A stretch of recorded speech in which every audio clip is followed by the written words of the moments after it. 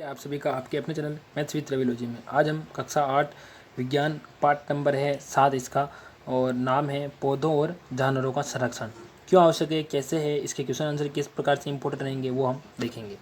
तो सबसे पहला सवाल है, निम्नलिखित में अंतर स्पष्ट कीजिए। तो पहला है कि वन्य प्राणी उद्यान और जैव मंडलीय आरक्षित क्षेत्र, इनमें आपको अंतर स्पष्ट करना है, बताना है कि क्या है और किस प्रकार है। तो पहला है कि वन्य प्राणी अभ्यारण्य ऐसी जगह होती हैं जहाँ केवल वन्य जंतुओं को सुरक्षा प्रदान की जाती है। और जैव मंडल की बात करेंगे इस प्रकार से, तो यहाँ हर प्रकार से लुप्तप्राय जो प्राणी होते हैं उसकी सुरक्षा दी जाती है। अवैध शिकार और इनके जो बेचने की जो तरीका होता है वो उसको बंद करना, और वातावरण में जो दखल देते हैं लोग उसको बंद करना, और यहाँ जो पर्यटक होते हैं उनके जो प्रयोग का जो के हिसाब से उनको केंद्र बनाया जाता है कि यहाँ देख सकें, जिससे पैसे की आमदनी भी हो, इस प्रकार से यहाँ पे देखा जाता है। अब भैया वन्य प्राणी उद्यान में क्या होता है कि जो जीव जंतु होते हैं वो जो ख़त्म होने के कगार पर रह रहे होते हैं उनको वहाँ पर लाया जाता है। नेक्स्ट है कि वनोन्मूलन पर निम्नलिखित पर क्या प्रभाव पड़ेगा, उसके बारे में आपको चर्चा करनी है कि वनोन्मूलन होगा तो क्या प्रभाव पड़ेगा इन पर।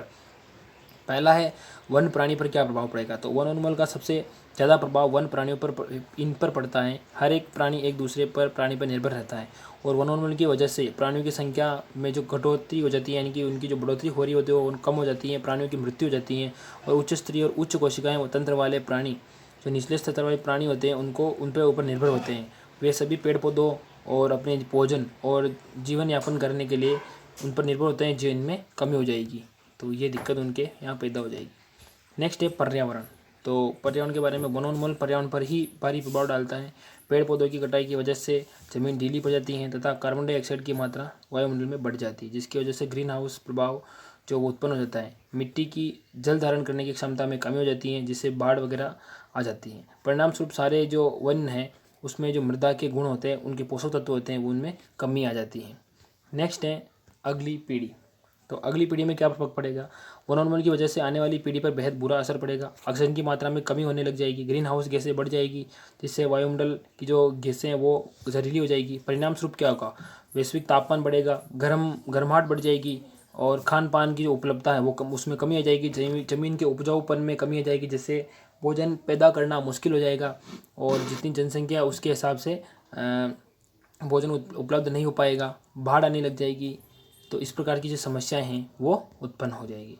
नेक्स्ट है तीसरा सवाल कि संरक्षित वन भी वन्य जंतुओं के लिए पूर्ण रूप से सुरक्षित नहीं है, क्यों, इसके बारे में बताना है। तो सुरक्षित वन वह है जिसमें लुप्तप्राय प्रजातियों और अन्य प्रजातियों की सुरक्षा के लिए इनको बनाया जाता है, उनको विलुप्त होने से बचाने के लिए। वनों के आसपास आदिवासियों का बसेरा होता है, और अक्सर वही लोग सुरक्षा सीमा के उल्लंघन करते हुए वनों में घुस जाते हैं और अपने मतलब के लिए मनचाहे पेड़ पौधे प्राणियों को काट देते हैं, विनाश कर देते हैं उनका। उनके फल फूल, लकड़ी, मांस, चमड़ा, हड्डियाँ आदि इनका संग्रह करते हैं और बाजार में बेचते हैं, ताकि उनका जीवन यापन करने का जो माध्यम है उनका यही है। कुछ इलाकों की में आदिवासी इतने हानिकारक होते हैं कि वे बाहरी इलाकों के लोगों के लिए भाई बादी बन जाते हैं, बाधा उत्पन्न करते हैं। इंसानों के लिए वह संकट बन जाते हैं, और उन जगहों को उन श्रेणियों में रखा गया है जब सबसे भीतर वाले प्राणियों इस श्रेणियों में इंसान को जाना जाता है। सबसे बाहर वाले हिस्सों में क्या आएगा, पर्यटक आएंगे तो उनको भी दिक्कत आएगी, और वो सुरक्षित नहीं रह पाएंगे।